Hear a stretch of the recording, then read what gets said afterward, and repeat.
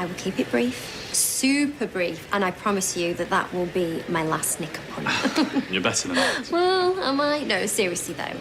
10 minutes, and if you say yes, can I have it sewn up by Christmas? Sewn on.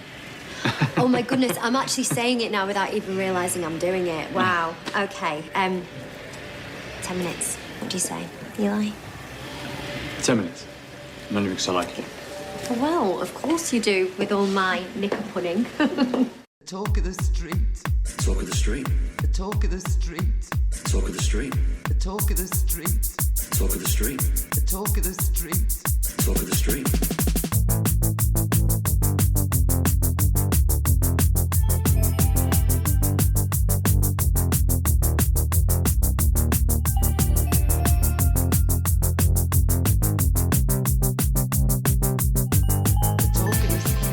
Welcome to episode 370 of the Talk of the Street, an unofficial Coronation Street catch-up podcast that took far longer than I care to admit to get Steve's poo joke. I'm Gavin. And now that I watch Coronation Street on YouTube, I know how to keep you hard for 2 hours. Wow. What is up with the commercials on YouTube? And that'll just about wrap it up for this week. Hit the outro. Oh, I'm 52 years old. Yeah, that sounds exhausting. Doesn't it? No offense. I do love the sex with you, but 2 hours?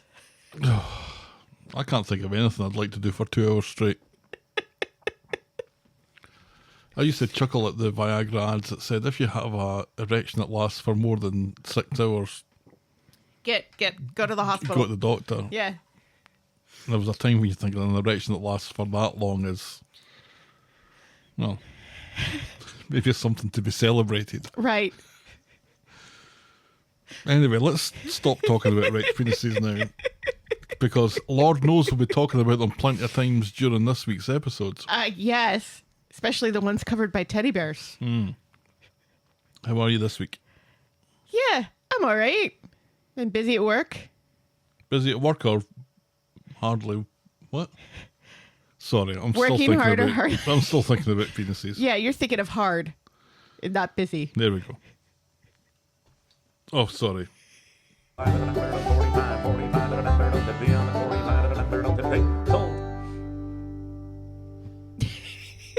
Oh, again, I'm in a little reverie at the moment. Auction talk.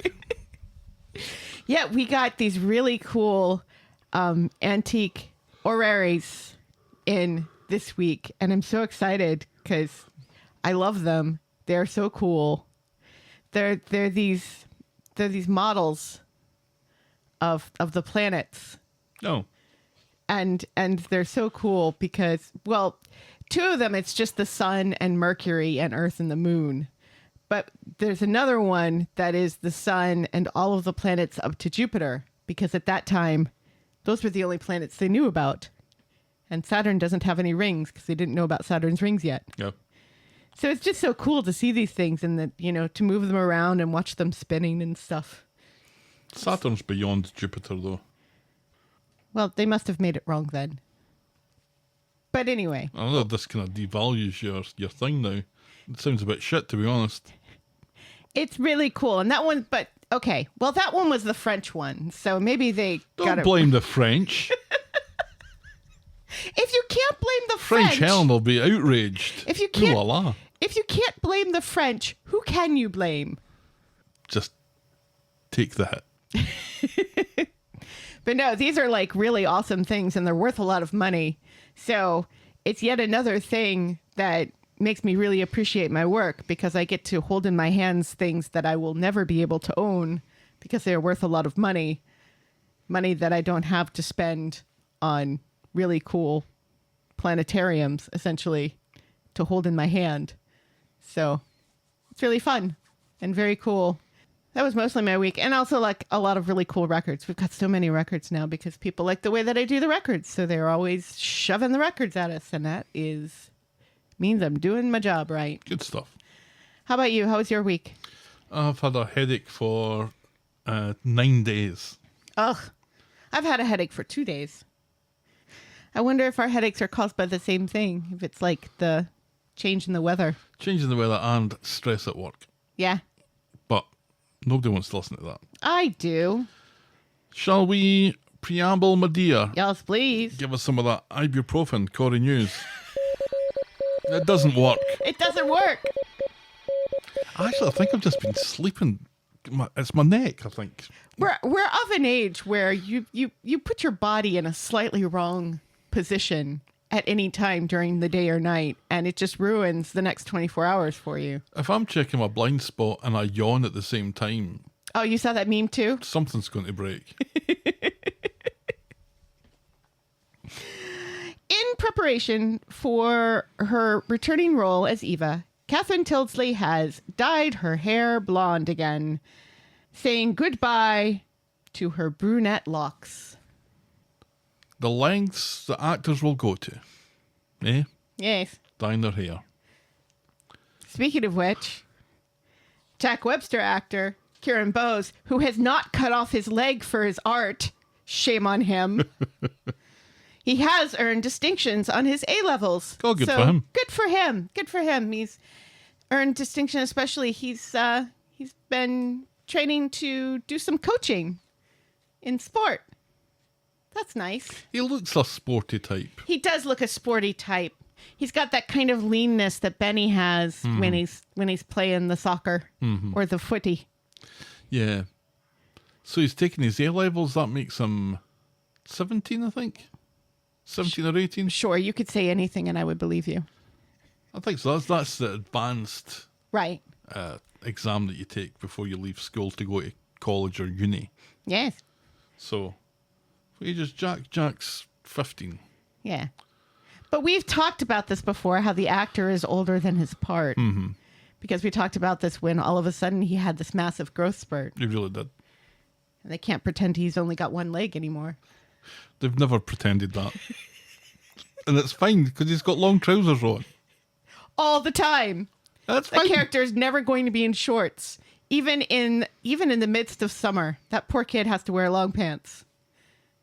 Because they're too cheap to give him his fake leg back. When they did it originally, it was almost shocking how good the special effect was. Right, yeah, And all it was a green sock that he was wearing. right. But They can't afford green socks anymore? but the way they did it, it looked very much like an amputated leg, Yeah. Yeah. The miracle of film. isn't it? Yes. And finally. Show business Yeah. Acting! and visual effects. And finally, Sean Astin, Alan Halsell, and Andy Wymant recently held a charity golf event in support of Friends of Serenity, a baby loss charity, raising £16,000. So good job, guys. Well done. That's very good. Yes. And that's Corrie News. That's Corrie News. Did you see Charlie's appeal? Yes, I did. Yes, I commented on it. I figured you would make the donation. I had, yeah. Yeah. His walk across part of the United Kingdom, which he sounds like he's going to hate every second of.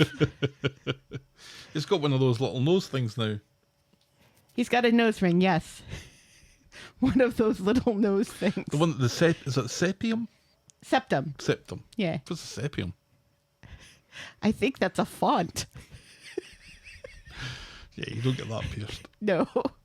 He looks like a bowl. He looks like a very virile, manly bowl. Yeah, I think he suits it. Yes, me too. But then we would say that. We would. All right, let's move on then to our feedback section that I like to call Everyone's a Critic.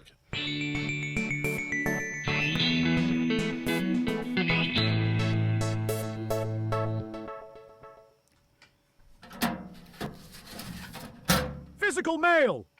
This physical mail. It sounds like a garbage can. Fuck off. It's like, oh no, is this what we do when people send us Physical bad mail. mail? It sounds like somebody posted mail. It sounds like somebody throwing something away. Well, maybe you should take control of the fucking sound effects then. I would do the Blues Clues. Here's the mail. It never fails. It makes me Here wanna is wave the my physical tail. mail. And you haven't opened it yet. I haven't opened it You yet. want me to open I it? want you to open it. Oh, it's heavy. Yeah, that's shut up. It's heavy. So, chocolates? It's too heavy for crisps. Imagine how expensive that must have been to send from the other side of the planet. Wait, this is from Australia? It's from Australia! That's what I'm talking about. Oh my god, it's from Caroline Metcalf. See, it was on the other side. This is a lovely, lovely box from Caroline Metcalf. It looks like it originally held shoes and covered in gorgeous purple wrapping paper, which is really nice. It reminds me of Prince. That's a nice box. Yeah. Let's hope it's not breakable. Oh, it's covered in glitter. Be careful. We have regular Tim Tams. No, not just Tim Tams. We also have deluxe dark chocolate mint Tim Tams. Get the fuck out of here. And then we have chewy caramel Tim Tams. Ooh. I do like a bit of chewy caramel. As well, you know. What on earth does that mean? I don't know. We also have some Arnott's or Arnott's. Arnott's. Arnott's. So neither of the things I said. No. Caramel crowns, which also look delicious. They look absolutely my incredible. God. And There's then more? Arnott's. Ooh, Arnott's mint slices. Mint slice. So those look like the mint along things the Girl Scouts have. You mean the thin mints? Yeah. Mint along. You're thinking of tag-alongs and thin mints at the same time. Yeah. Would Again, you, fuck you. would you like a caramel crown? I would love a caramel crown. We're giving everybody a lot of ASMR today. Lots of it.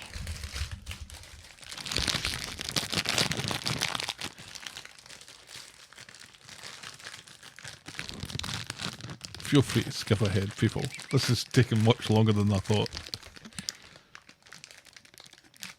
Oh, that looks good. Oh, look at the caramels actually. It's like gooing pouring out of out. it. Yeah. It's had a long, long, hard trip from Australia. I can't even get this one out. Oh my god. I apologize to any of our listeners who have that thing where they can't stand the sound of chewing. Please skip ahead. That's good shit. I suppose we should read the card now. Those will be devoured Oh my by god. the end of the weekend. I will be in a diabetic coma. It's been so long since I've had a Tim Tam. Thank you so much, Caroline, for sending all this lovely... Holy shit, Caroline. Thank you lovely- so much. Lovely chocolate stuff. But it's also stuff that we just can't get here. We can't. We can sometimes get British stuff, but Australian stuff? Forget about Get it. the fuck out of here. Oh my god. No offense to my fridge. Mouse pads are also really nice. But fucking Tim Tams. Shut up. So this was originally a birthday card, but she's crossed birthday out to say Happy Tim Tam Day. It's Happy It Tim is Day. Happy Tim Tam Day. We are so happy. Let it be known. Every August 22nd from now on shall be Tim Tam Day Yes. in this house. You can do what you like. Hiya, Gavin Hell. Here are some Australian treats for you. I admit that Aussie chocolate is typically crap. Sorry to any other Aussies listening. But that was until I discovered the Tim Tam Slam. Apologies if you've done this before, but if not, here it goes. Prepare your favorite hot beverage. Mine is always Irish tea. Take a Tim Tam and bite off a small, let's say fingernail-sized bite No chance of that happening. from diagonal opposite corners. This is where it gets fun and messy. Now dip one bitten corner of your Tim Tam into your hot drink and suck on the other bitten end as your Tim Tam now becomes a straw. This is pornography. There are people masturbating to this. And How did- myself included. Right, yes. And yet we started with penises. This is far more erotic than penis talk. Once the liquid comes through, Oh, there's more. shove the whole Tim Tam into your mouth for a divine taste explosion. It may take a few goes to get the timing right, as the Tim Tam may fall in. So I have ensured a substantial quantity of product for lots of practice. Yes, you have. I hope you both enjoy as much as I do. Thank you for my weekly entertainment. You surpass even the tastiest of Tim Tams. Praise indeed from That's our praise indeed. Caroline. Much love, Caroline Metcalf, Gold Coast, QLD. Queensland. Yes. You are covered in glitter, by the way. How is this different from any other night? This is true. Thank you ever so much, Thank you, Caroline. I Caroline. can't begin to imagine how much that would cost to send all these goodies thousands of miles. It is hugely appreciated, and we will be fat and happy, I think, all weekend. And how is that different from any other weekend? Happy. Oh, okay. Moving on to the rest of the mailbag. Cameron from Edmonton writes, this week, with the help of a bit of Vaseline... My God, what's wrong with the show? This week, with the help of a bit of Vaseline... It's a very horny week. This week, with the help of a bit of Vaseline, I sealed my own downstairs fridge. Not a euphemism.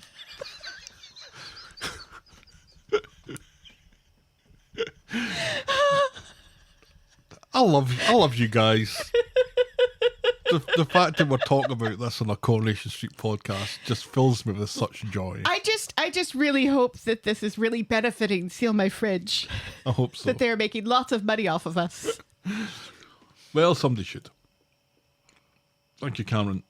Steph writes, this month marks a year of listening to your podcast. I remember because the first thing I heard from Helen was her telling us that she was whisking you away for your birthday. The Institute stuff was grinding my tits, and as I don't know anyone who watches Corrie, I needed to know what others thought about it. Your podcast was the one that came closest to what I was looking for, and you didn't disappoint. Thanks for a year of laughs and for giving me the feel of a community for this show that I'm not sure why any of us watches. You're more than welcome, Steph, and happy Talk of the Street versary. Yes. And it's interesting to know how people stumble upon us. Yes. I wonder that from time to time. And Cheeky writes, this week the writers didn't just miss the mark, they set the whole target on fire and danced on the ashes. The endless, nearly caught routine of Abby and Carl was so repetitive it felt like a parody, only without the laughs. Abby sleeping with her husband's brother is already rock bottom, but then to slither back into bed with Kev and play happy families, it makes her look like a hypocrite and a fool, and insults the audience's intelligence to expect us to sympathise. And don't get me started on Dee Dee. Corrie actually expected us to believe that she'd even consider dating a client that she's representing in court. That's malpractice so blatant it should come with its own health and safety warning. And then poor Sarah Platt. Corrie somehow decided to paint her as a sex pest for pushing lingerie on the client. That's her job. It wasn't harassment, it was sales.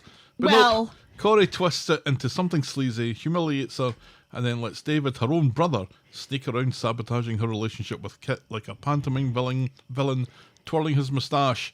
I've seen more nuanced writing than a toddler's Etch-a-Sketch. That's a very good line. That is a good line. So here's the scorecard for this week. Abby reduced to a hypocritical cheat.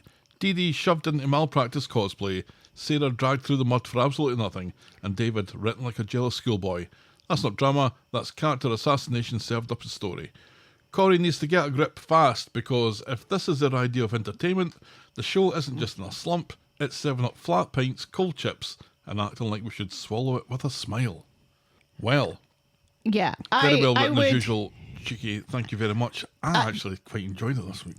The only part of that I really object to is, yes, it's her job to sell knickers, but that doesn't mean she has to show off her knickers or her bra or wear just a vest where her boobs are hanging out, and she's not wearing a shirt underneath this vest that you're supposed to wear a shirt underneath.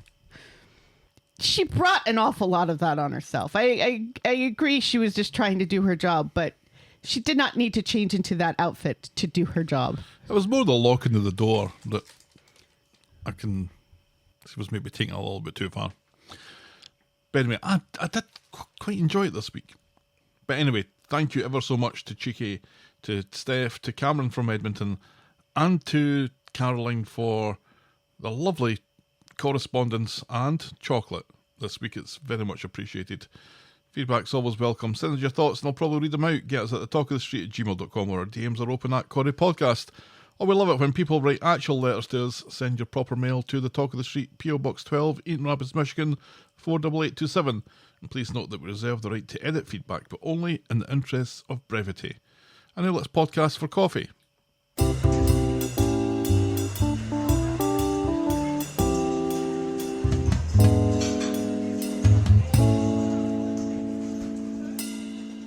So it's no surprise that we thank Caroline for our coffees this week. Thank you, Caroline. Caroline, you have given us an embarrassment of riches. Absolutely. And we thank you very much indeed. Caroline writes, enjoy your Aussie package with a few coffees on me to round off the whole experience. Enjoy and be sure to share with the kids. Yeah, no chance. No chance. Thank you very much, Caroline. You're very generous and we absolutely appreciate it. And I can't wait to get this done and get wired into those arnets. So that we can use Tim Tabs as straws to drink hot beverages. And maybe that is a euphemism for something. The Talk of the Street is and will always be free on your podcast provider and on the YouTubes. But if you think our show is worth anything more than the time it takes to listen to it, and if you want to show your appreciation, you can buy us next week's coffee by going to ko-fi.com, that's ko-fi.com/the Talk of the Street.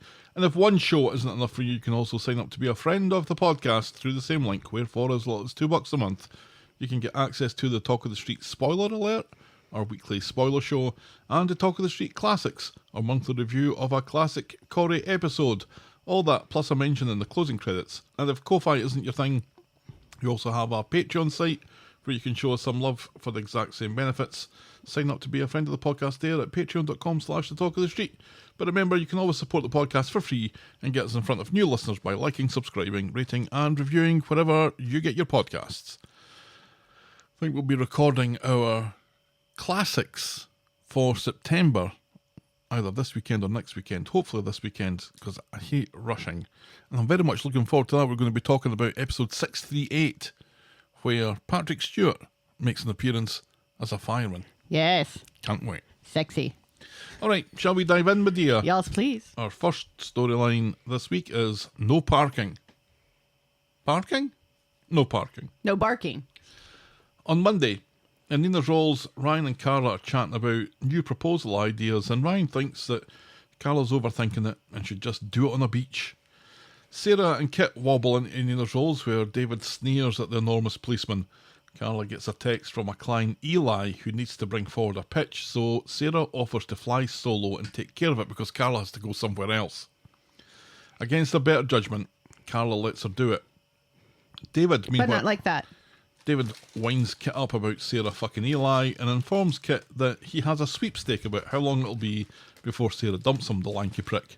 Yes, probably for one of the criminals that has shown up in the police station. Yes. Considering her track record. Yes. And manages to rope Shona into this, who confirms that there is indeed a sweepstake. Yes. But it wasn't her idea. No. And she has him down for at least a year. So the precinct, Kit is in a bit of a mood and has a go at a man in a hurry who parks on a single yellow line. And when the guy gets a bit shirty, Kit decides to run the full search of the car and probably a cavity search on the arsey prick. Meanwhile, Sarah has dressed up for the meeting with Eli. And no, she's dressed down for the meeting with Eli. She has taken off clothing and is showing significantly more skin than she was earlier in the day. She's wearing a pantsuit. But she's not, because she's just wearing the vest. She's not wearing a jacket.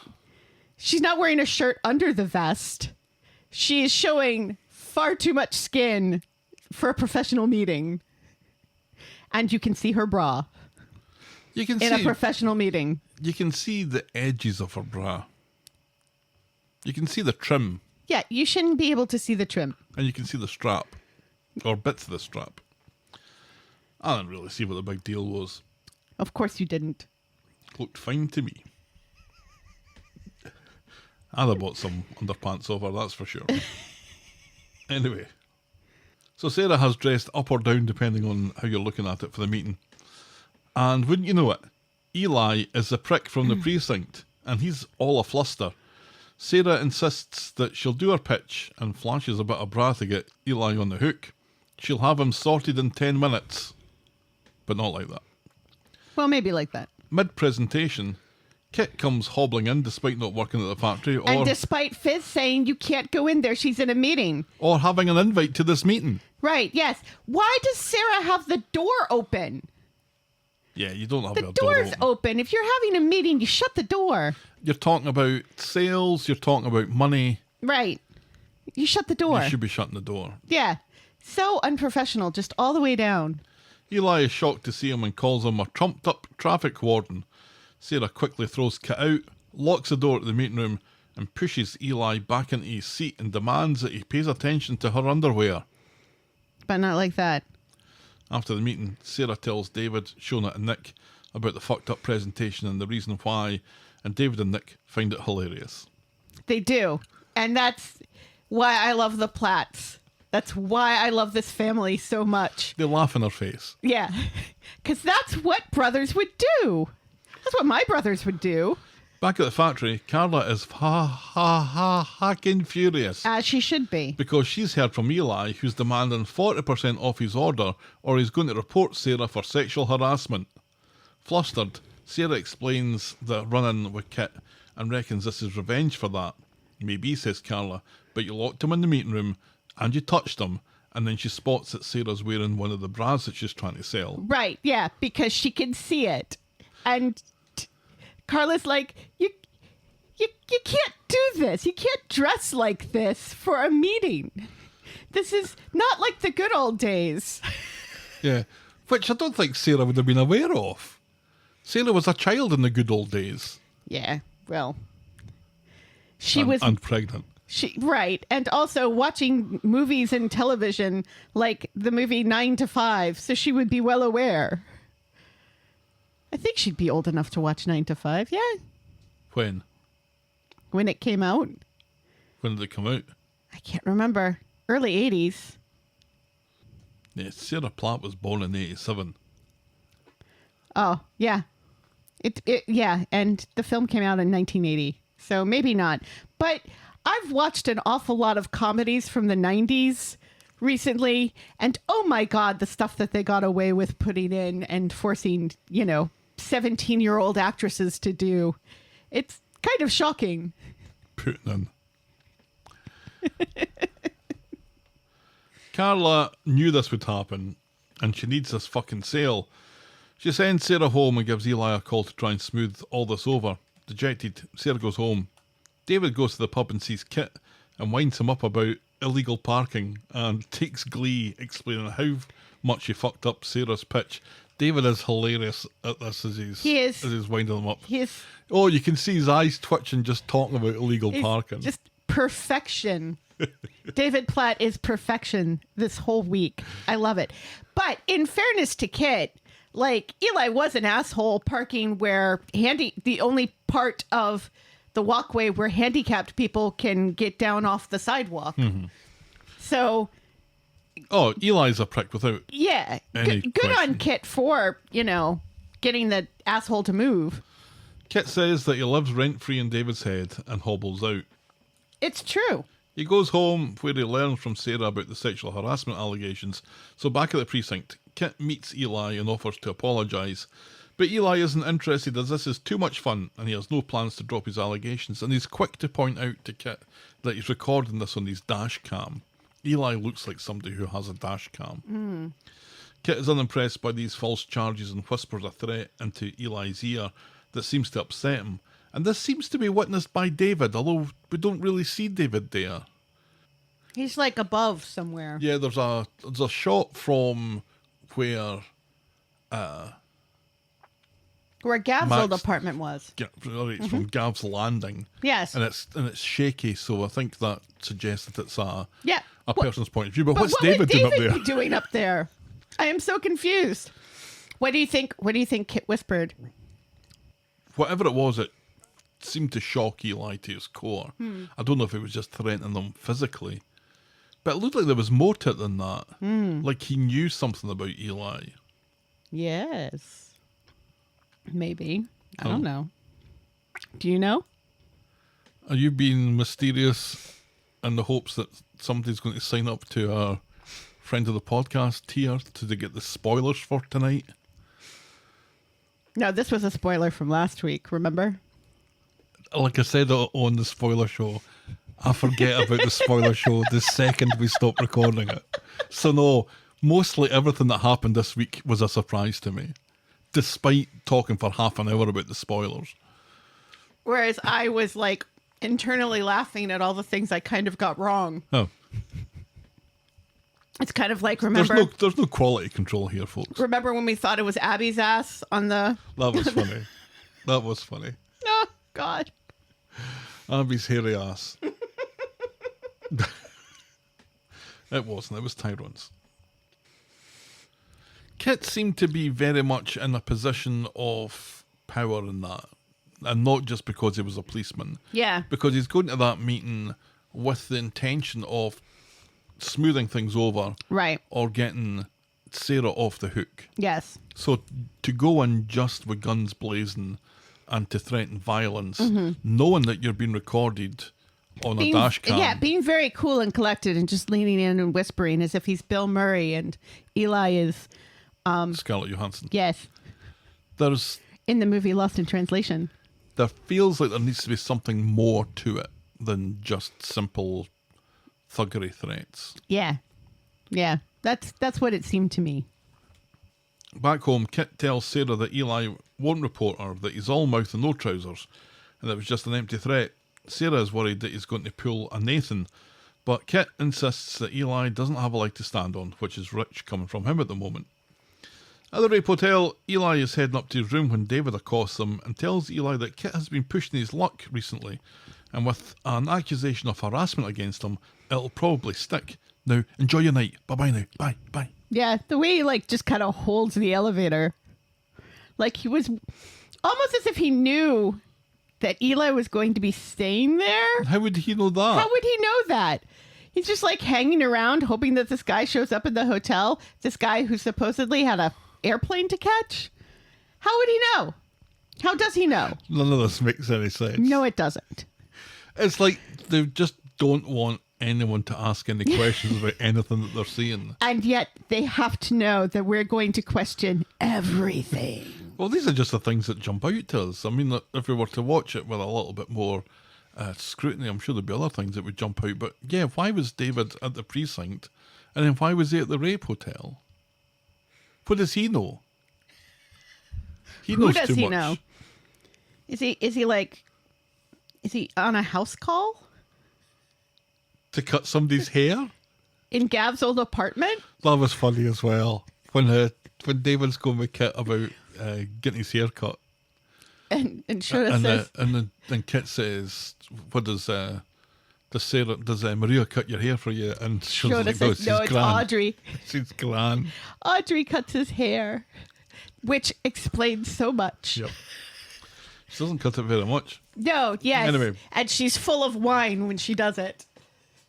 Meanwhile, as all this is going on, at the station, Kit is scribbling down notes from a private call when...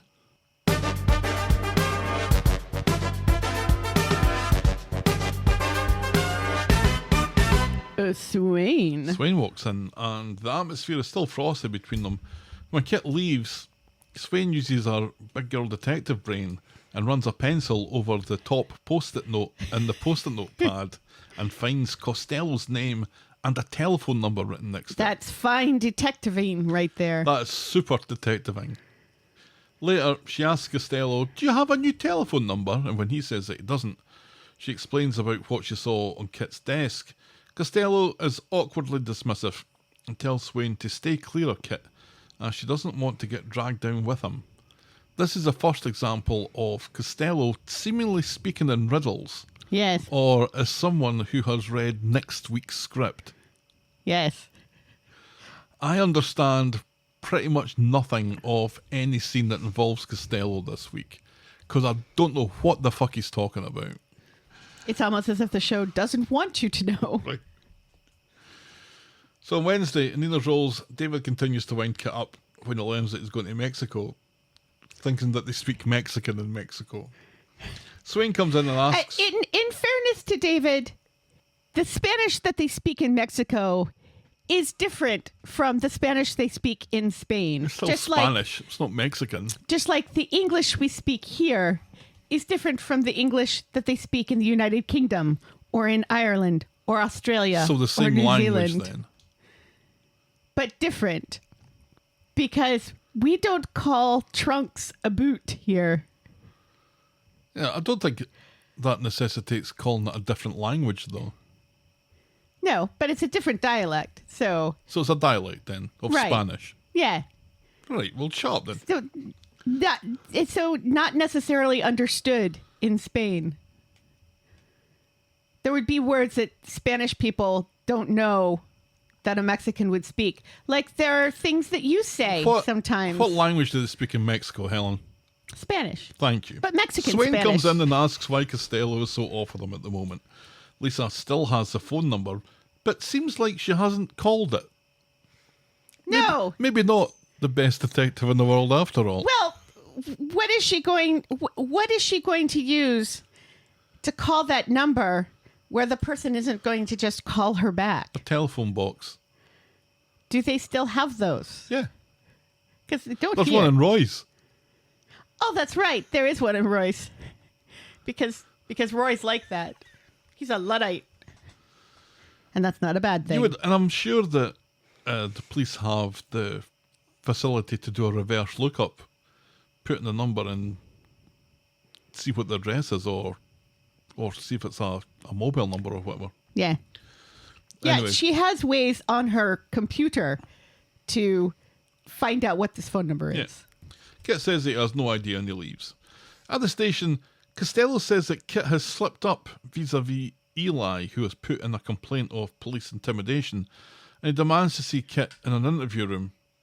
Once there, Costello says that he doesn't care if Kit bends the rules, but he can't get caught. Costello wants to protect him though, so puts him on desk duty. And if anyone asks, he's to tell him it's because of his injuries. And that's what I don't get. Costello says that he is happy that Kit is a kind of maverick cop, as long as he doesn't get caught. Okay, fair enough. He's been caught. Understood up to that point. Costello wants to protect him. Protect him from what? Protect him from these allegations? Yes. So to do that, puts him on desk duty. Yes. How does that protect him from these allegations? Because it keeps him from harassing the public. But the allegations still be made. And Right. it doesn't go away just because he's working on the desk. Right, but so Costello will tell Eli, oh, yes, we've taken care of it. We've put him on desk duty. But he's to tell everybody else in the police department that it's because of his injuries.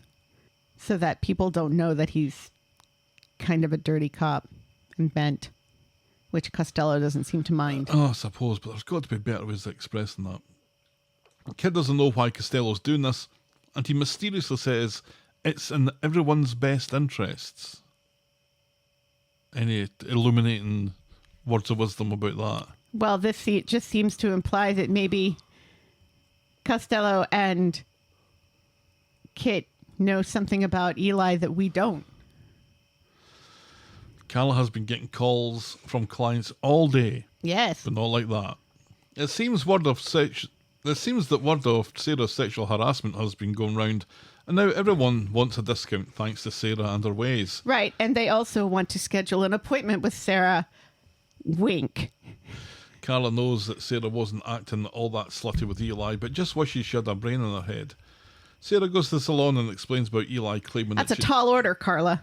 claiming that she sexually harassed him, and now Kit's in bother for protecting her, and David's conscience suddenly kicks in, and he realises the part that he's probably played in all this. Yes. In the pub, Kit explains he's running with Costello, and David learns that there's not going to be an investigation. After all my dodgy work to get Eli to put in a complaint on the big angry giraffe, says David. Big angry giraffe. Big Angry Giraffe. Is that the Hilarious. title of app? No. Oh, boo! Kit is furious, and Sarah picks up from this that Kit threatened Eli after all, and now she's furious with him and storms out. Later, Swain comes in and challenges the story about Kit being chained to his desk because of his injuries, and she offers to help with Costello, who, she says, listens to her. He insists that he really is injured, and she doesn't believe him. Well, he is really injured. He's on crutches for real life. Sarah, meanwhile, is giving David a piece of her mind about letting it go with Kit, but he explains that he saw what he saw and reckons that Sarah is blinded by Kit's pension. He saw Kit threatening Eli. Blinded by his pension. That's hilarious. Later, Shona points out to David that Kit risked his career for Sarah, so it must be love, and she tells him to play nice. Back at the station, Kit decides to open up to Swain about Costello, letting him off the hook, and doesn't reckon the guy can be trusted. Well, neither can you, says Swain, and she asks him about looking into Becky's files, and he tells her to mind her own fucking business. What is it with you and going on about this? Well, she was my wife. Yeah. That's me going on about it. That's Right? why I'm going on about it. Yeah, seriously. Back at the flat, Sarah wants to know exactly what happened between Kit and Eli, so he gives her a watered-down version. And then, apropos of nothing, he tells her about Costello's protecting him and the case he was investigating about Becky. Costello told him to stay clear, but he's been investigating in secret behind everyone's back. Well, that's good information to know, isn't it?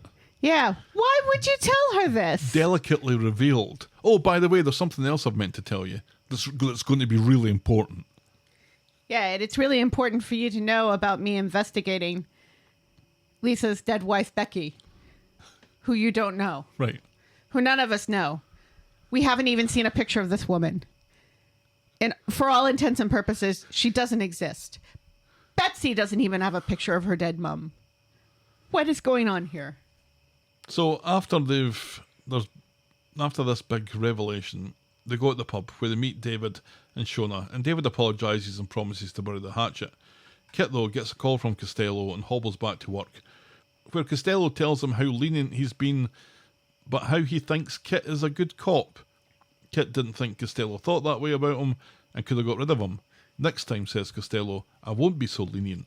Insists he's a man of integrity. Bullshit, coughs Kit, and Costello tells him to tread carefully. Yes. This is trying so hard to be intriguing and clandestine, isn't it? It is, and it's failing. It's failing miserably.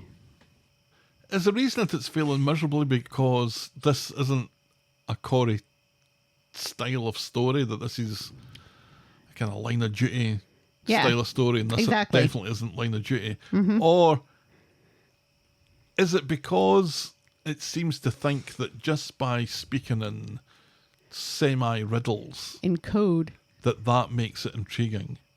Because it doesn't make it intriguing. It doesn't. Makes it infuriating. You've got so much glitter on you. Well, you'll have to get it off me later. I don't think that's coming off. And some so close to your eye. It did the last time. On Friday, at home, Carla is fending off requests from other clients wanting Sarah to sexually harass them or get 40% off their orders. Swain is distracted by David putting recycling in their bin. At the factory, Carla's talking to Sarah about the Eli situation, and she's called his bluff, so Eli's caved to a lower percentage. Other clients, though, are still pushing for the discount, and this puts the factory in a very delicate situation. So Sarah goes home to tell Kit all this, and thinks about looking for another job. Typical rat, deserting the sinking ship. Yep. Back at home, Sarah's using the factory infrastructure to call around looking for new work. And then, because she's looking for new clients. Is that what she was? I thought she was looking for... No, she's trying to drum up new sales. I thought she was hitting up other job opportunities. Because Carla comes in and says, have you found us some new clients to make up for the ones that we have to give deep discounts to because of your stupid fucking mistake? Because she's so shit at her job, Carla makes her cancel her dental appointment at 2:30. 2:30? Ha ha ha ha ha ha ha ha. Thank you. Back home, Swain has started taking notes about how often David barks. And that's as far as we get with this whole mess of a story this week. No news on how often David shits in her yard. So it sounds like they lock that poor wee dog in the backyard. Uh-huh. It's a good thing they don't have a sinkhole back there anymore. A wee Yorkie. That seems a bit cruel, I think, doesn't it? I mean, that dog's far too small to be left outside. Are Yorkies even outside dogs? What do you mean by outside dogs? I All think that dogs dog- are outside dogs. I think that dog much prefers to be inside. I don't know. Much prefers to be inside, it's a- lying on David's chest, It's a terrier. Its job is to eat rats. I suppose. Unless they have rats inside their house, which I hope not. I don't know. If David's barked 8 times, though, that doesn't sound like an awful lot of barking. No. Dobby barks at me for a good 15 minutes before I agree to finally take him out for a pee. Yes, because he loves you so much. He loves you so much. That dog does not love anyone as Because much I'm as the he one that loves takes you. him out for a pee. We all take him out for a pee. But then when he's trying to do a shit, you scream for him when you come back in again. I do not. You do. I yell at him to come in when he's sniffing the deck trying to find the possum. Not the possum that terrified you that one time, because that one is long dead. Long dead. So, an awful lot going on in this story. It seems like it was years ago that it started by talking about Carla's ideas for proposal, and that Right. never became anything That never, else. yeah. That She just, seems to have just settled into yeah. She's getting like, into their house fuck now. that nonsense. Where's Betsy? Oh, she'll appear every now and again and ask for a tenner, then fuck off. We haven't seen her in like 2 weeks. Yeah, it's been a while. I don't know. What did you make of this whole rigmarole then? I think you're right. I think they're trying to. It's the floating gun all over again, isn't it? They're trying to do something, kind of scandalous and all, but not scandalous, soap opera scandalous. They're trying to pull something like you said, something from a police procedural about bent cops and everything to try to drum up some more viewers. And it's just not working. It's one thing about being about bent cops, but feels like it's a storyline that at some point someone's going to say this goes right up to the top, and it's that level of storyline that I think is too broad for Coronation Street, because that's the sort of storyline where it feels far more comfortable in a show that is about that thing. Right. If that goes all the way to the top and this is The Bill or this is Law and Order or Right. something, then that's absolutely fair enough. But this has storylines about Tim managing to get an erection and things like that. Or when Tim has a horse, for example. Right, yes. This then feels a little bit out of place. I don't dislike the story in and of itself, but I just don't think that it belongs in this level of detail in Coronation Street. I mean, let's not forget, Craig died, and we never got closure from the fact that he was a bent cop. Very, very, very softly bent. Yeah, but still bent. They're still bent. Kit planted that hair in the back of that van over a year ago. And we never got closure from that. Nothing happened. And this is the thing, is that they fail to give us completion. Aye. Maybe they need to dip it in coffee first. And then suck for their lives. Or, watch a YouTube ad. But anyway, What YouTube ads are you getting? one where a woman says, I managed to keep my husband hard for 2 hours. Here's how. And then I hit skip. Oh, you never found out how? Like, I don't know how. Patience. But anyway, this seems to happen over and over and over again, where they build something up and then the ending is never as satisfying as the build-up would lead you to believe. They drop these little hints like the leaving the hair in the van. Right. And you always think it's going to come back up again. Right. And Sarah almost mentioned it this week, but didn't quite. But if she did mention it, it's just a throwaway. It's not an important aspect of the story. Right. I guess it's an important aspect of Kit, but we've got many examples of this sort of stuff for Kit, the T-shirts, for example. Yeah. So I don't know where... We never got completion for that either. It all feels, though, that this is tied into the Becky stuff. It's tied into that investigation. And I feel like we are only getting that. That is only happening because Swarla has been so successful with the viewers. I think it's because Swarla has been so successful with the viewers that they're like, oh shit, we need to give Swarla more stuff to do. What are we going to do? How are we going to build this up and stuff? And it's like, oh, well, Lisa was married to a woman whose picture we've never seen. Well, if they want to give us more Swallow stuff, then why are they giving us Becky's stuff? Right, but this is Swarla stuff. It's like, oh, there's going to be intrigue. Because there's more Kit stuff at the moment. Well, it's intrigue about Becky and Lisa and all these people who seem to think Becky is still alive, which I don't know how they would pull that off because I'm assuming there was a funeral.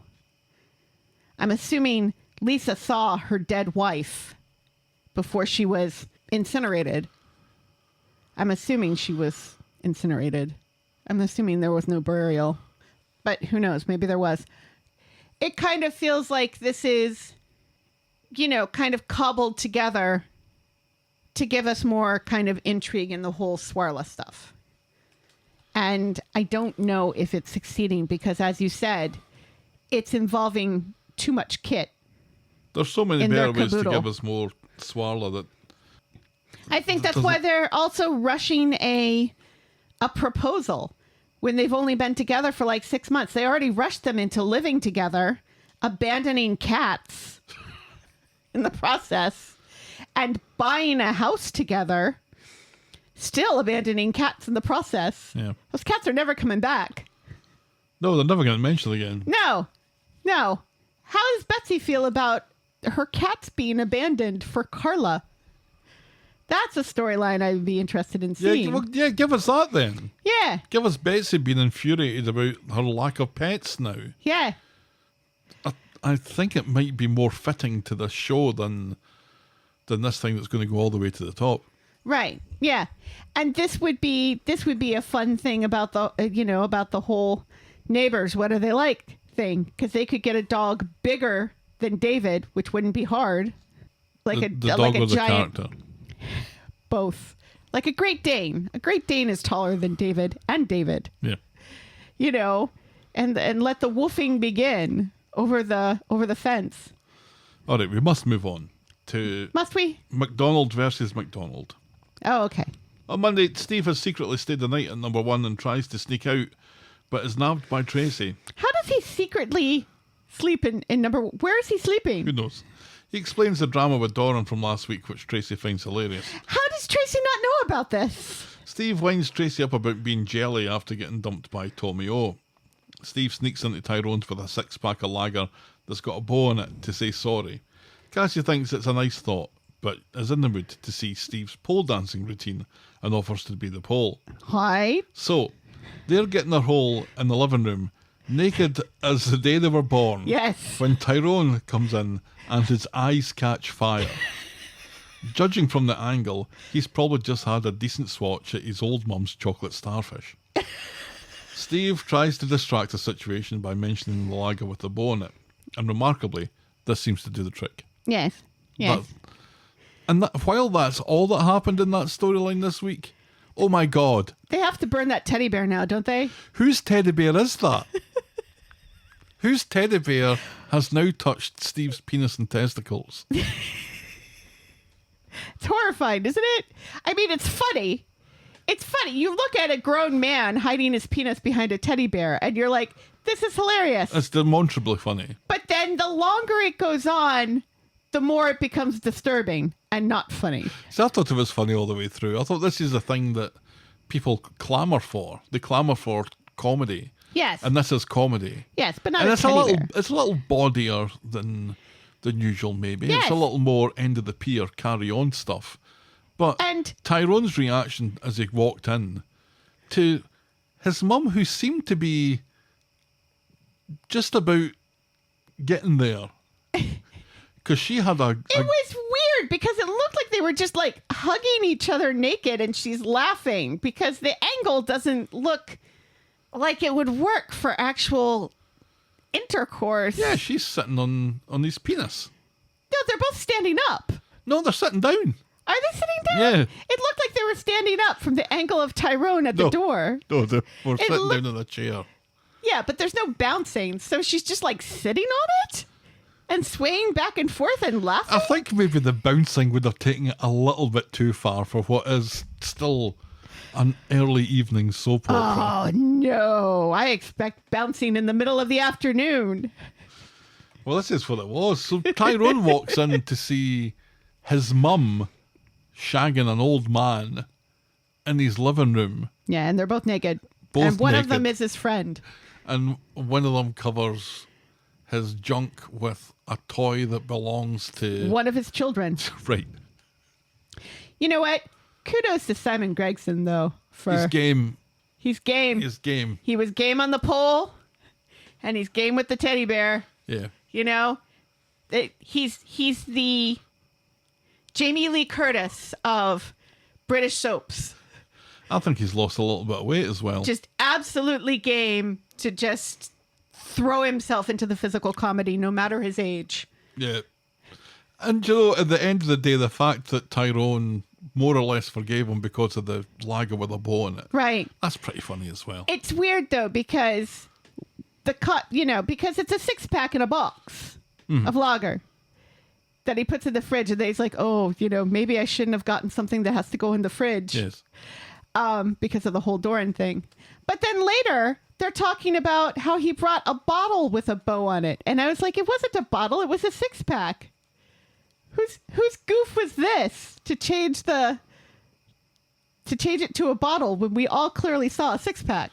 Nobody's paying attention to that gaff, Helen, because they're all paying attention to the gaff of Carol having stubble 1 minute and then being clean shaven the next minute. Oh, don't get me started on that. Do not get me started on that because we will talk about that when we get to it. We're talking about it right now. It sucks to be a Webster. Right, yes, but right now we're We're done with that. Are we done talking about Naked Steve? I think so. I think we've covered everything, haven't we? That's a weird way to phrase Naked Steve. Sucks to be a Webster. Sucks to be a Webster. On Monday, Tracy's Not enough, though. Tracy's at the garage looking for a service I and learns that Carol has been moved into room 101 at the Rape Hotel. Abby listens on and tries not to look jelly. And Nina rolls later, he secretly tells Abby that he's just flirting with Tracy to keep the heat off them, and Abby pretends that she knows this and she's cool about it. Back at work, Abby's about to head to the hotel to get her hole when Brody shows up for his shift, and Kev asks her to show him the ropes. Oh, pig's tits, she says. instead of buying Alfie shoes in the middle of the day. She doesn't communicate this to Carl, though, who strips off the minute he gets to his room, only to find it's Tracy keeping his bed warm. Oh, she's in the shower. Well, figuratively speaking. She's then. keeping the shower warm. But it was hilarious the way he pulled up those pants back up so quickly when he realized it's Tracy. She demands her hole and they smooch, but before it's about to get sticky, Carl announces that he has the scoots. So he goes to flush some stew down the lavvy while Tracy puts her underpants back on and makes good her escape. Back home, Kev and Abby are getting ready for their holiday.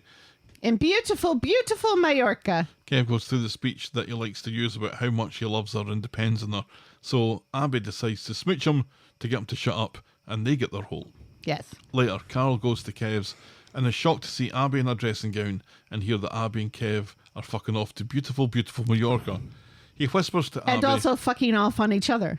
He whispers to Abby that he chucked Tracy out of his room by pretending to have diarrhea, and then he stops off. And I think it's at that point that he loses his stubble. Is it that point? No, because he didn't have stubble at the garage earlier. And I was like, oh, it looks so weird for him to be clean shaven. And then in the hotel room, he has his stubble again. And I was like, oh, maybe it was just the angle of his head that made me think that he was clean shaven. But then in the next scene, he's clean shaven again. And in the next scene, he's stubble again. And I'm so confused why they can't get continuity right over stubble. I can understand that it's difficult when somebody has that length of stubble, that you have to keep it that length over a number of days. But you think that they would tell him not to shave it. Right. Or maybe they shaved it off by mistake, who knows. Or they would have somebody in hair and makeup who could imitate stubble if it's gotten too short, shall we say. They can do amazing things with makeup these days. Yeah, I saw someone on Twitter saying that Carol's stubble's got its own plot twist. 1 minute it's there, 1 minute it's not. Yeah, it was weird because, like I said, I thought I was seeing things, but then it's so obviously I'm not seeing things. It really was appearing and disappearing and appearing and disappearing. If his clean-shaven wee cheeks didn't stand out to you as, haven't seen Carol clean-shaven before. Right, yeah. You probably wouldn't notice it. It was weird. But it was really weird. It lingers in the memory. And, I mean, they've been able to keep it consistent for months now. Yes. What makes this week different? It's like Kev's, or it's like Abby having perfect red nails all the time. When she works in a because mechanics. they can't fuck about with that, otherwise they'll end up with a scene where her nails are painted and a scene where they aren't, because they're not filmed in order. Right. So they just make it that she always has to have red nails. Right. Which makes no sense because which she doesn't at the moment. She has her hand in cars all the time. Yeah. Meanwhile, Debbie is shouting at people at HQ about a booking snafu. Ronnie looks on with concern while Raphael sorts out an old couple with alternative arrangements. Ronnie grabs a sandwich and insists that Debbie takes a break. Debbie eats fast though and manages to eat her sandwich without chewing, while Ronnie tries to sell her an idea of the dementia choir again. Debbie would love to, but doesn't have the time, and then fucks off back to work with half a sandwich hanging out of her mouth. Which makes it sound like he wants her to join the chorus and not hire the chorus for their wedding. Oh, yeah, he wants her to be part of it. Which is weird. Well, she can sing and she's got dementia. I think she passes right, yeah, both but tests. Why would you force someone? Yeah, why would you? Sure. Why is he forcing this on her? Right, exactly. Later, the booking system is even more fucked than it was earlier, and there's a line of disgruntled guests. Ryan has caught wind of this and comes in on his day off to help, and he does well to defuse the situation with free drinks all round. Debbie, though, is soft drinks. Unhappy that Ronnie tipped off Ryan and tells him to keep his nose and his lovely arms out of her business. On Wednesday, Abby's becoming frantic when Carol stops answering her calls or her texts. Her day gets worse when Debbie comes in and speaks to Tracy about getting her a free slap-up meal at the Rape Hotel so she can get wired into Carol. Tracy seems to clock Abby's reaction to this. Carol finally responds to Abby and they meet in the Ginnel. She's jelly about Tracy, and it turns out that he's jelly that Abby got her hold of a Kev. Carol seems That's her husband. Carol seems unreasonably keen to know how his brother is in the sack. Which is weird. And Abby's reaction suggests that he's more than adequate, thank you very much. He tells her to fob Kev off about even this with holiday, only one ball. like he fobbed off Tracy. And when she's reluctant to do so, he reckons that he might go and shag Tracy after all. Yeah, it's a little bit different when you're married to the person. Yeah. That's slightly more suspicious. Back home, Kev's had a wash. Huzzah! And he's wearing a pastel blue shirt. He's ready for all the sex he and Abby are going to get on his Spanier. At the Rape Hotel, Tracy is pissed off when Carl isn't wooing her, so he admits that there's someone else, and Tracy instantly guesses that it's Abby. Carl shits himself and claims it isn't. What? It's someone from Canada. You wouldn't know them. Only this time, Canada is in Wales, but also Germany. Tracy doesn't believe it for a second and leaves him to it. Abby, meanwhile, is leaving a message on Carl's machine, confessing her love and how she only wants to be with him. So she pretends that she can't find her passport, sends Kev and the boys off to lovely, lovely Mallorca, and says that she'll get down to the passport office tomorrow and catch up with them then. How fast can you short. Pretty And quick. If you pay enough, you can get it pretty quick. it takes forever here. I got mine really quick as well. Mine only took a couple of weeks. Yeah, mine took like 3 weeks, but this vacation will be over in 3 weeks. Yeah, she can get an emergency passport. I think you can still get an emergency passport probably within like a couple of days if you pay enough for it. Yeah. But can she afford that? Well, Kev said that money's no option. No option? No obstacle. Uh-huh. Or whatever. That's what she said. With everyone gone, Carol goes to visit Abby. She tells him she doesn't love Kev and she wants to make things up to him with her whole right now. So on Friday, Carl and Abby have been fucking each other's brains out, but when he comes down for breakfast in Kev's housecoat, she gets the creeps momentarily, but then they're at it again. Meanwhile, at Nina's Rolls, Tracy overhears Debbie and Ronnie talking about Kev's holiday, and Carol's in Wales, and Abby losing her passport and being unable to go to beautiful, beautiful Mallorca. Back at Kev's, Abby can barely walk without squelching, but heads off to the shops, warning Carol to keep a low profile. During this, they miss a call from Debbie. So later, Debbie comes in with Carol just able to hide upstairs, and Debbie starts to tidy up the kitchen from breakfast, but as she's tidying, she takes a bit of a turn and collapses on the floor, unconscious. Carol comes down to find her. Meanwhile, Abby's at Dev's buying lager, and Tracy's there and pretends to be worried about Abby, an alcoholic, buying booze. Yes. Abby says that she's getting them for Kev for when he comes back, which doesn't make any sense. What? Just don't buy your booze from Dev's, Abby. Right. Well, she says that, she was in a rush at Fresco's and so forgot to buy the lager at Fresco's. And it's like, sure, because Dev gives her a hard time for having done her shopping at Fresco's. And it's weird that she went all the way to Fresco's and didn't just hop into Dev's for food. It doesn't make sense that she would go all the way to Fresco's when she has to hurry up. Right. And, hide. When she gets home, she sees Debbie sparked out and is about to call her an ambulance when Carol hides upstairs again, Debbie, you're an ambulance! just as Debbie comes round. Ronnie arrives as Debbie explains what happened, and he thinks that she's been overdoing stuff. Debbie agrees that she's spread herself too thin and she's But going I to like rest that. for the rest of the day, but Ronnie insists on taking her to the hospital. With an empty house again, Carl and Abby start smooching in the kitchen, and they're seen by Tracy, who inexplicably is hanging around their back door. Staring into the window. And for some reason, the fact that she's in her cream coat, Yeah. her cream button-up coat, makes it look even more ridiculous. In she looks August. she looks like she's about to flash them. Or as if she's like Columbo or something. She's a peeping Tracy. She is Why a is she peeping- standing in their backyard? Right. Peering in the curtains. It's ridiculous. Oh, God. Yeah. How would she know? How would she know that this is the right time to peep in the window? So later, Carl is about to leave when Tracy arrives at the door, staging an intervention on Abby's relapse on the booze and keen to rekindle their friendship. And it's quite glorious. It is. It's hilarious. This is a conniving Tracy that It's perfect. we all love to see. It's beautiful. You love to see it. When Tracy's had her fun for a few minutes, she pretends that she needs a shit and she's about to go upstairs and she's told that she can't. So she just shouts on Carl to come downstairs. Why, Abby? Why would you not just let her go to the bathroom? Just let her go to the bathroom. Carl can hide in one of the bedrooms in the closet. Under the bed. Right. Why would you draw suspicion like that? It makes no sense. I don't think they'll have the time for this. This needs to be uncovered, and it needs to be uncovered now. If you say so. So, Carl comes downstairs, rumbled.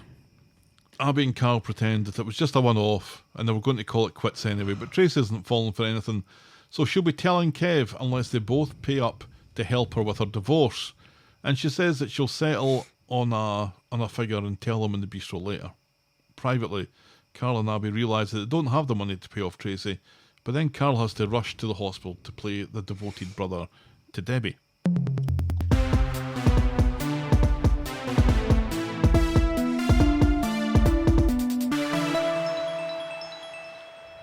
At the hospital, there's some light banter about sandwiches, and Debbie's telling Ronnie and Carl that she could have sworn that she heard Carl when she was passed out earlier, but everyone just pretends that she must have been imagining things. Right, because she has dementia. She's given the all clear, though. She's just been exercising too much, and she gives Carl a hug while he looks dodgy as fuck. In the bistro, Tracy demands 10 grand for her silence. Carl agrees. Which is ridiculous. Carl agrees, but says he'll need some time. Yeah, he starts off with like 50 quid. I'll give you 50 quid. Like Or $500, for you. yeah. Which is reasonable. And she says that she owes the paper man more than that. The milkman. Milkman more than that. That's hilarious. Do you still have milkmen? I think so. I don't think they're very common, but I think they still exist. She owes the milkman because, Yeah. Absolutely, we know. And Abby's just so confused why Cal would agree to this. Yeah. And Cal says it just needs some time. That's as far as we get with that this week. It's ridiculous. It's who on that street has 10 grand just lying around to pay off Tracy? She's got to know that it's ridiculous to think that Abby and Carl have 10 grand. You got to be reasonable. Yeah, this is all just delaying tactics. This is waiting until Kev comes home and then Right. she's going to just blow the whole game, Blow the whole wad. which I'm very much here for. The fact that You're awful. I really hope that they're going to give us this moment. And they've been quite good at giving us moments like this recently where something happens in the pub that everyone overhears. There was the stuff with Daisy and the father of her baby. There was something else that about Christina and how she got discovered in front of the whole pub. The revealing what's been going on to the whole pub trope is one of my favourites in Corrie. It's always good fun, and it's particularly good fun when Tracy's involved. There was something this week. What was it this week? It was in Nina's Rolls where somebody says something and everybody's like, oh, that sounds nice. But it's not nice. I can't remember what it was. Was it Mexico? Or was it something else? Where it was like, oh, I love a something something me. And the person who said it initially doesn't love a something something me. Cool story, bro. You I don't know what you're talking about. yeah, obviously. Yeah, I mean, Anyway, and it you did make happen. it sound intriguing, but Right, I but just- it's like what you were talking about, how,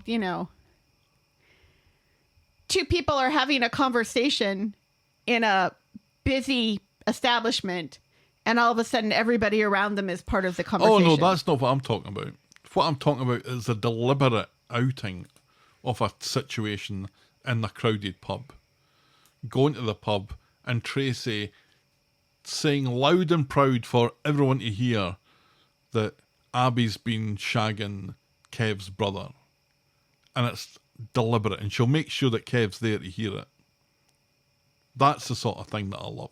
I love those moments where the situation has built up to this massive reveal, hopefully in the pub, hopefully from Tracy, hopefully with Kev in attendance. Yeah, but where the whole... she hasn't got her 10 grand, so she's just going to ruin lives instead. Right, but the whole Daisy thing, that was like an accidental everybody hears when they shouldn't have. Regardless, it was in the pub, everyone heard.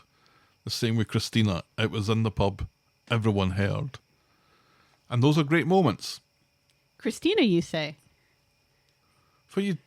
Why would you say that like that?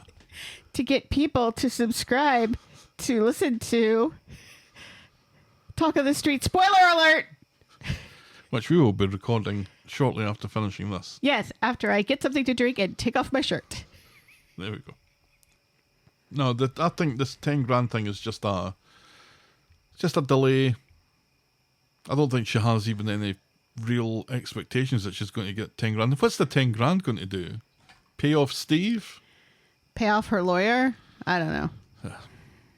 I'm so glad that this has been discovered, though. This was always the least interesting bit about the whole let's throw as many storylines at the Websters as we possibly can. Yeah. This bit was the worst bit. It was dull. I don't believe them as a couple. No. I don't believe that Abby would be all that interested in them beyond No. him. Well, he's kind of good to look at, I guess. I don't think it would go anywhere near I as don't far even as think this. he's that good I to know, look I know at. that you think that. But at least Tracy's involvement in it makes it a little bit interesting because she's going to go full 100% bitch Tracy, on this. yeah. Full Tracy. Moving on, our next storyline is Legally Alya. It's not really about Alya. It's not. On Monday, Adam has relented and given Alya a job. The two of them and Dee Dee meet up with Olly in the bistro after Alya has been teasing Dee Dee about fancying the creepy weirdo. The meeting seems to go well and Alya thought Dee Dee covered it. Dee Dee thinks it's a conflict of interest, but Adam's too busy to take on more clients, so she'll just have to make it work. Later at the pub, James is of the same opinion as Alya, dump the case on Adam, and then get wired into the creepy Olly. Dee Dee thinks it's more complicated than that. And also, do these people not forget that Dee Dee is probably still experiencing some PTSD from almost marrying a psychotic? On Wednesday, creepy Olly comes into Nina's Rolls and meets up with Dee Dee, who's working with Alya on legal stuff in the cafe. This is not Olly's nearest coffee shop, and he wants to have a drink with Dee Dee. She knocks him back, although she does that thing with a straw that gives away her true feelings. They meet up later in the community garden, though. Olly really is so very, very creepy. He promises not to bother her again if she doesn't want to get to know him. Dee Dee explains the conflict of interest, and Olly's quick to fire her as his lawyer, and then they end up smooching. What a fucking midnight creeper. He wants to take things to full sex in the community garden, but a passing Alya saves Dee Dee, and they all go to the pub where Olly continues to creep everyone out by talking about setting boundaries at work and mixing business with pleasure. At home, Dee Dee tells James, but reckons it's probably better to keep things professional. We know that he's not from around there. Yeah. There are several coffee shops closer to him. Yeah. So what's he doing hanging about the community garden? What a creepy, creepy man. He does hint at one point that he may be moving closer. Ugh. On Friday, creepy Olly is talking about the dodgy brakes on his car, because that's the case, you see. Yes. He got done for dangerous driving, but it wasn't his fault because the brakes were dodgy, even though the car had just recently passed its MOT. I wonder who passed the MOT. Indeed. Indeed. And then he asks Dee Dee out for a coffee again, but Dee Dee manages to stall. Later in Dev's, she's got Layla and bumps into creepy Olly, who seems to be following her about, and she introduces him to her daughter, which comes as a bit of a surprise to him. Yes. It's complicated, says Dee Dee, and she asks to have that coffee after all. Olly seems unsure now, but agrees. And over the coffee, Dee Dee tells Olly about Joel and her pregnancy and Layla's birth. Olly looks like it's taken everything in his power not to run a fucking mile and start stalking someone else. Dee Dee picks up on this and suggests that they call it quits. But Olly has a change of heart, and he brings a stuffed animal. Hopefully not a stuffed animal that Steve's thrown out. No, And this is a apologises unicorn. for his reaction, and then gets Layla's name wrong. Dee Dee melts, and they smooch. And that's as far as we get with that this week. Yes. Why are they so keen to throw Dee Dee into a relationship here? No, I don't understand, especially since there are so many other people who have not had a relationship in a while, who are probably far more ready to have a relationship than someone who was almost married a psychotic rapist of, and predator of young women. A very young woman. Yes. It's ridiculous. And to Cheeky's point, I don't think Dee Dee is the sort of person that would pursue this when there is such an obvious conflict of interest. Right. Yeah. Because the one thing that we know about Dee Dee is integrity and her morals are everything to her. Yeah. Well, unless the show wants to, have her do something that is against her integrity and morals. Because let's remember that the show made a big deal about her choosing to be celibate. And then because plot had her have sex with Joel once because she was so sad about her friend Paul dying. Yeah. The show is constantly doing this to Dee Dee. She's not the only character that they constantly do this to. But it's like, you've written the character a specific way. Surely you can write storylines for that character within the parameters of what we know about their character. And not just have them randomly do stupid shit that does not match their character at all. Mm-hmm. Yeah, it's upsetting. And I don't like it. I don't like it, and I don't like that thing that she does with the straw, where it seems like she's acting very childishly when she's trying to be coy with the straw. It's, I don't know. Coy and flirty. I don't think it's her. I don't think it really works as her. And the first guy that shows her the slightest bit of interest, whose behaviour is, I don't know if it's meant to be as creepy as it's coming across. I think it's hugely creepy, but yeah. maybe you don't. I think that's the fine. whole scene in the park where she's just explained that they can't be in a relationship because of he's her client. I'll fire you then. Well, that's a horribly childish and reactionary Right. thing to do. And then he starts doing this thing where he gets closer and closer and closer. Oh, you're and she doesn't stop him. freaking me out. She doesn't stop him. And then they kiss. And there's no consent there. There's no... He kisses her and then asks if it's all right. Or if he's crossed the line. And she says, yes, you've crossed a line. And then they start kissing again. And it's like, wait a second, you just told him he crossed the line. Maybe stop crossing the line together.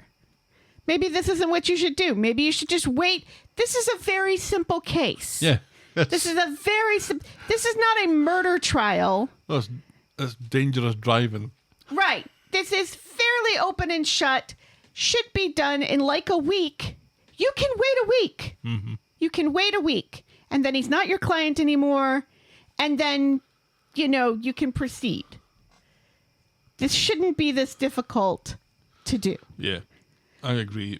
And it's just so frustrating. But then again, this is also the show that is having Abby sleep with her brother-in-law when her husband just got cured of cancer. Yep. And only has one ball. As the show keeps on telling us. Yes. All right, we'll move on to our next storyline, our penultimate storyline. Ooh. The Girls. On Wednesday, in the Rovers, Tim catches wind from Gemma's wig that Brody was planning to abscond with his sisters when Joni smacked Shanice that time. So, Tim goes off for a word with Brody, and he's feeling a bit sorry for himself and reckons that he's the only one who cares about the family, so Tim has to list all the people who do care. People like him, people like Bernie, Gemma's wig, Sally. He explains in no uncertain terms that the family isn't going to be split up, and the best way to ensure that is to prove to Social how happy everyone is with him and Sally. He insists the Social only want what's best for everyone. Later, Gemma's wig reiterates this when she sees Brody, but it already sounds like he's back down in the dumps about being on his own again. So he breaks into the garage, and he's about to steal a fancy motor when Carol catches him, and he reads him the riot act, but then drops a hint that there might be a better way and a more lucrative way to nick cars. Yeah. And it's also kind of creepy as well, because where did Carl come from? Right. It's like all of a sudden, there he is, like in shadow somehow, in the front of the garage. Secret Carl. Secret Carl. He's very good at sneaking about. Right, and so is his stubble. Right. Especially sneaking off his face. Oh, God, where does it go? Where is it hiding? On Friday, Lou has been sentenced off screen, and it's all Sally and Tim can think about. These poor kids. Tim tells Sally about Brody's plans to do a runner, and she isn't impressed at being kept in the dark about this, and warns him not to tell the social services about it. Right, and Tim's like, hey, I just found out myself. Tim goes to see Brody at the garage to tell him about the social worker coming over later, and then he makes a bit of a fatal mistake. He tells Brody about Lou's sentencing. She's been sent down for 4 years, which seems excessive, but right, whatever. yeah, especially since murderers get less in the show. She twatted Gary. She should be given a medal. Back at number 4, Brody's in a mood and snaps at everyone and upsets the girls, Joni in particular. She's taking it pretty hard just as the social arrives. Maybe they should have kept the Lou news on the down low until later. After the social. Mm-hmm. And the social worker has brought a secret psychologist. The psychologist, who is Rachel Hughes from Emmerdale. Emergency psychologist. The meeting, though, goes well, and the social worker and psychologist agree that the girls can stay with Sally and Tim. And they're about to leave when Joni decides now would be a great moment to kick fuck out of Shanice again and smear jam on her knee. A little bit of jam. This changes everything. And now the social decide that it would be better to put Joni in care for a bit. Now, if you've listened to Spoiler Alert, and I hate to bring Spoiler Alert up again. Yeah, we need to stop doing this. But the spoilers insinuated something slightly more pressing than jam on a knee. It was like there was supposed to be like this horrible scream from the backyard when in reality it was like, ah. Yeah, it wasn't even a scream. It wasn't exactly blood curdling, was it? Right. And she could have just fallen over. Yeah. It was like the tiniest thing. And oh, no. Now we have to take this other. Now we have to separate the girls. Nope. This cannot be done.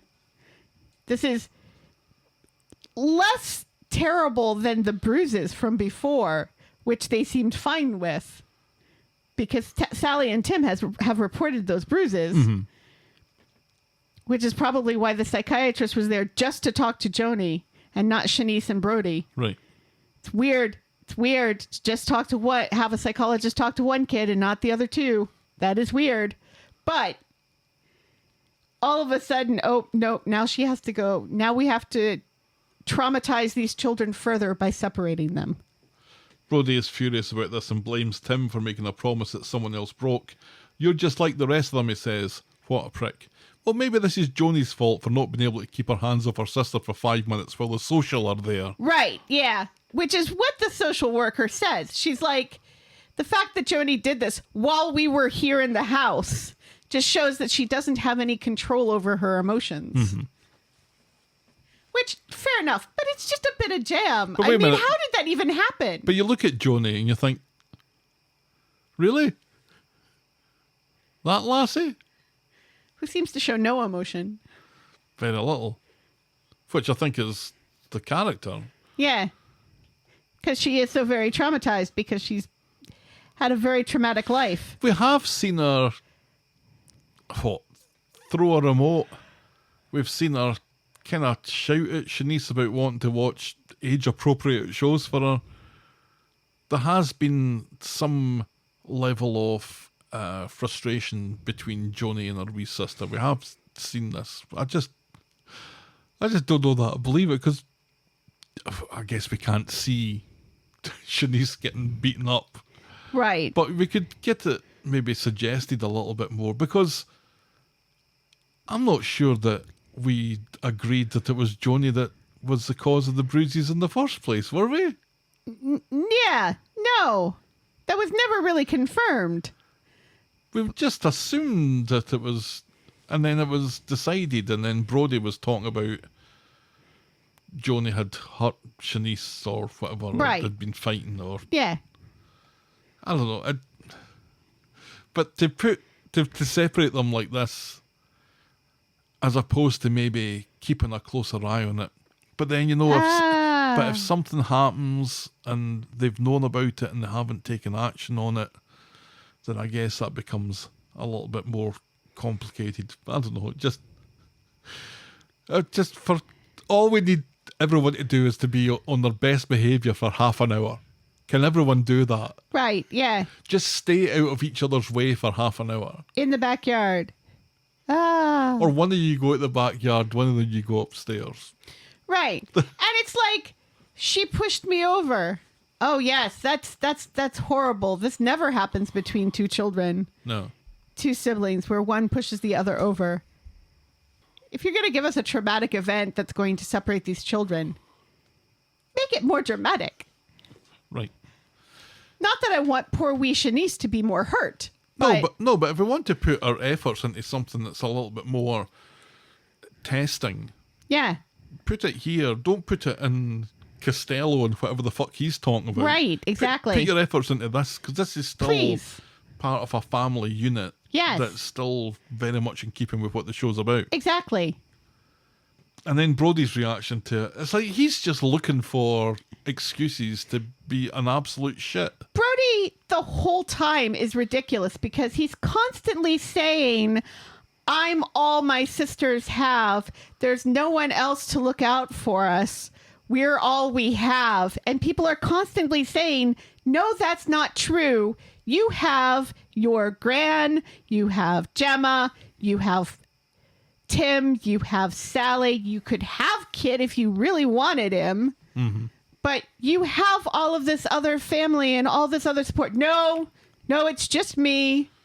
It's just me. Because, like, that's the whole excuse for stealing cars is, I have to figure out a way to make more money so that I can take care of my sisters. You don't.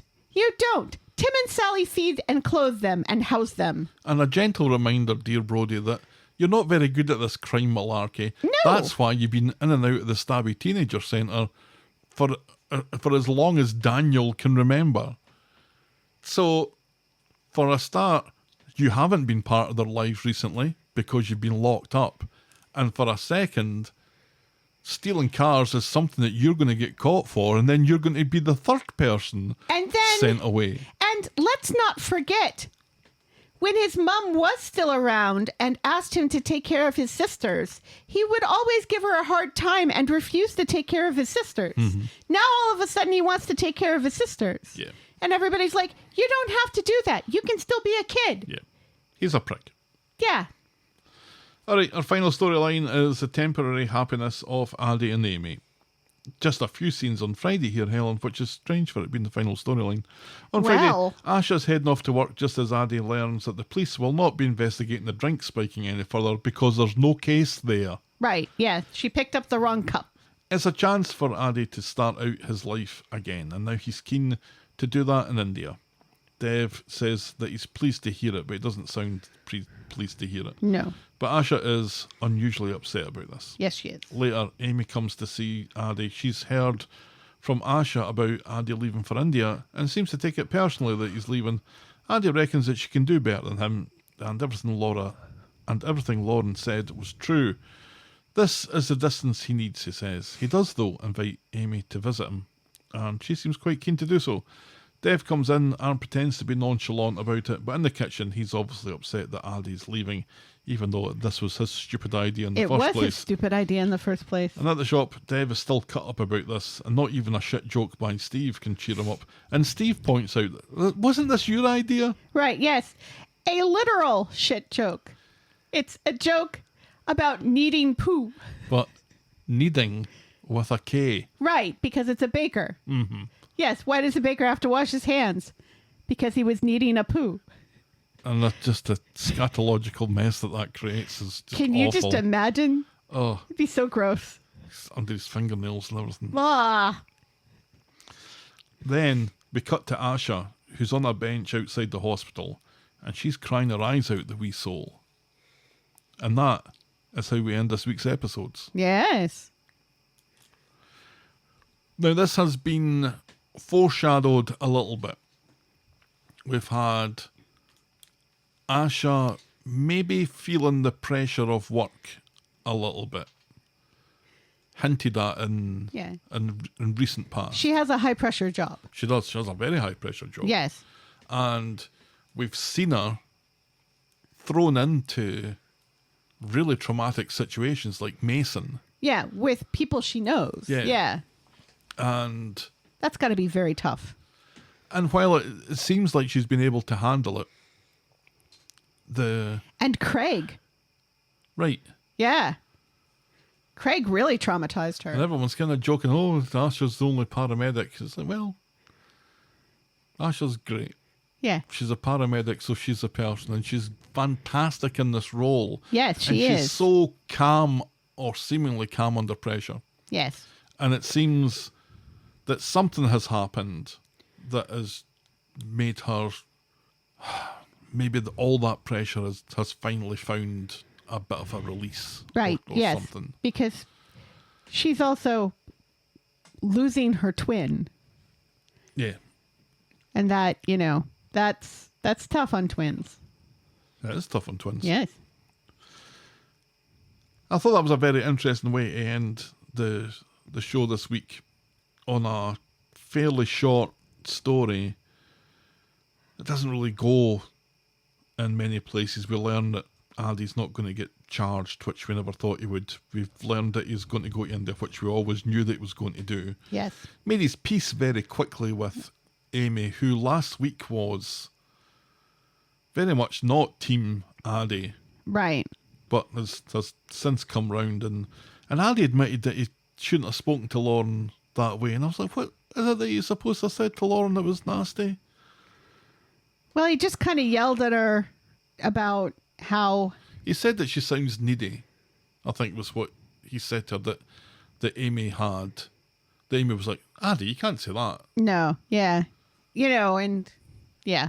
I'm not sure what the big deal with that was. But anyway, but it gives us these little scenes of, reconciliation and maybe decision making and stuff, but then sneaks in this little scene at the end where the sight of Asha being really upset really gets me in the feels that Oh, absolutely. I feel very protective about wee Asha Yes. and whatever that she's upset about a wee soul. Yeah, we don't like to see Asha upset. No. We do know that the show has spoiled itself a bit by giving us a heads up that we're going to see a day in the life of Asha and see what she goes through, Yeah. which would normally be something that I wouldn't be all that interested in seeing, but the fact that it's Asha, I think I am quite interested in seeing it because she's that good. And I do love the Alahans as a whole and individually. So I'm guessing that's coming up. Which makes it even more horrible to lose one. Yeah. I'm going to be very sad. Very sad. Yeah, that's Aadi off next week. I love that little cinnamon roll. Can't complain though from an opportunity point of view. That's true. Adam Hussein has been great in the role. Yes. I guess we'll talk about it a little bit more next week, but just having so little to do really forces his hand, I guess, Right, if he wants to progress and get better and go into other things. Been given some crappy storylines. Yeah, Courtney Boobs, that was a terrible storyline. it was awful. And the show realized it like halfway through it. I thought, no, we don't want to do this. We Yeah. don't want to do this after all. This is going somewhere horrible. Right, yeah. And then ends it horribly and inappropriately. Because let's not forget, he almost died of it was carbon Herpes? dioxide? Carbon dioxide Carbon poisoning, monoxide. yes. Carbon monoxide. Monoxide, yes. And it's like, okay, And that horrible flat. and that horrible flat. Oh well. Oh, well. That was the week that was Coronation Street. Helen, tell me, what was your moment of the week? Naked Steve. Naked Steve with his little teddy bear over his That genitalia. wasn't a little teddy bear. That was a decent sized That teddy was bear. a decent-sized teddy bear. One imagines certainly larger than was necessary. Yes, which is part of the joke. Yeah, that was great. That's our Moment of the week. And again, that's moment of the week because it was funny and everything. But also, kudos to Simon Gregson for being so game to do that. yeah. We love Naked Steve. That's true for someone who's been in the show for as long as he has, which has been a very, very, very long time. Right. And however many marriages he's had. The fact that he's still game to do things like this, basically for a quick laugh. Right. Yeah. Yeah, good for him. So soon after the whole pole dancing thing, which was also He was incredible in that pole dance. I will happily die on that hill. right. Yes, and this is not to take anything away from Claire Sweeney, but Claire Sweeney covered up very quickly She did. and was not seen. We do not get nearly as much of her as we do of Steve. No, because that's less funny. Right. Yes. Although she does have a fantastic set of pins. That's legs, right? That's legs, Okay. yes. Poor Tyrone. Oh, it's funny because, Todd walked in on his mother and George, and we didn't get to see nearly enough of that. That's true. Yeah, George didn't have a teddy bear. No. Not like that, anyway. Anyway, No. what is Anyway. our boring moment of the week? Oh, God, this is so tough because there was no Daniel, there was no Chesney, and there was no Ken again. It makes it very difficult to find something boring. Is it something about Mexico? Is it weird, the idea that they would go to Mexico? No, I've never heard anybody on the show say, oh, we're going to go to Mexico. that's not weird. Oh, gosh. I know that there were conversations where I was like, oh, this is pointless, and why are we doing this? Do you know? It's,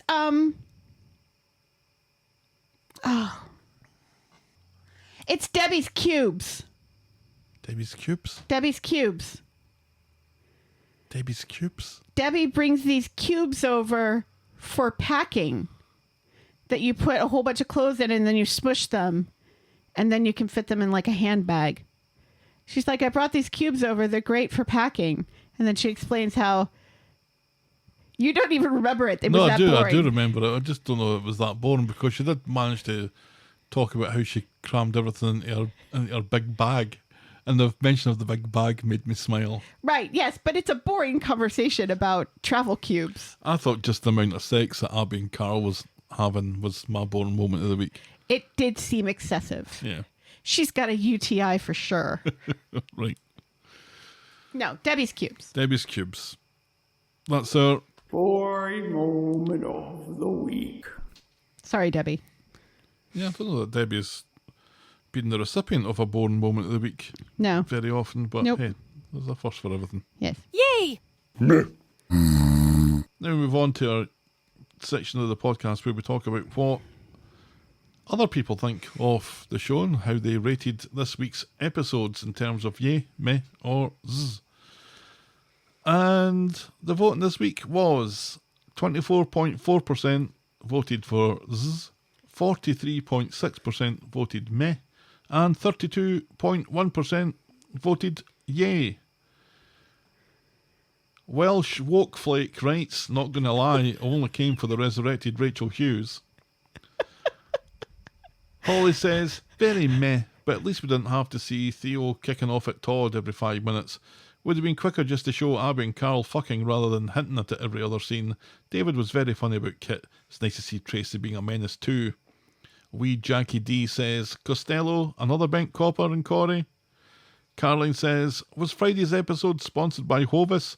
We saw Abby making toast, Tracy ordering a toastie, Kit and Sarah's sandwich, Debbie and Ronnie's sandwich, and all that topped off with Steve's joke about a baker. Lordy G says, too much Kit. Those are the voices of our Twitter followers. I like the Welsh Wokeflake. Yeah, That's a great handle. it's. But we don't let those scores or those opinions sway us, Helen. So tell me, what is your score out of 10 this week? 5. Really, I've quite enjoyed it this week. I think I'll give it a 7. I laughed quite a bit at it. I enjoyed long sections of it. Yeah, but also a lot of it was the stupid police procedural, which I do still And- enjoy as a story, but just and- not a Corrie story. and again, far too much Carl and Abby just coming down the stairs after just having sex Yeah. again and again. And then her also having sex with Kev, probably giving him a UTI. Which I actually quite enjoyed. Eh, That seemed more right it did. It did. until it was very much wrong. But That's true. No, I'm going to stick with my 7. I enjoyed it this week. Okay. You have a right to your opinion. Oh, well, thank you. You're welcome. All right, we'll wrap this one up then. This episode was brought to you with thanks to our friends of the podcast. Daisy, French Helen, Pickles, DT, Wendy, Noel, Canadian Helen, Christy, Shandy, English Victoria, Aurora Yvonne, Heather Westerfield, Russell Whiting, Jackie B, Brittany Porter, Laurie Anna, Tina, Stephen, Leah, Tara J, Fiona B, Canadian Jennifer, Josephine O'Tingy, Anne Greenwood, Trish R, Sarah Purbrick, Alison Quinlan, Hunker Munker, Darren, the artist formerly known as Seal My Fridge, Pamela, Marge GT, Tom Ambrose, Christopher Anstey, Terry in LA, Joe T, Corrie Dales, Matthew McInerney, and Aussie Alley. Oi, oi, oi! Thank you very much indeed, folks. We very much appreciate it. If you've ever taken notes about a barking dog, write in to tell us about it. We're the Talk of the Street at gmail.com, and we're at Corrie Podcast on Twitter, Facebook, Instagram, Threads and Blue Sky. Or you can reach us the old-fashioned way, the Talk of the Street, P.O. Box 12, Eaton Rapids, Michigan, 48827. Our spoiler show will be available shortly after this one, and in August Classics, we're talking about Episode 1. Get access to this exclusive content by becoming a friend of the podcast at ko-fi.com. That's ko-fi.com/the Talk of the Street or patreon.com/the Talk of the Street. Check out voggle.co.uk for links to our merch store, YouTube channel and blog. And if you're so inclined, please leave a rating and a review on iTunes or your podcast provider of choice. And be sure to check out our pop culture sister podcast, The List of Lists. I want to Naruto run. Thanks for making it to the end of another episode, and we will be back next week with more I Talk of the Street. Talk of the Street. Bye. Cheerio.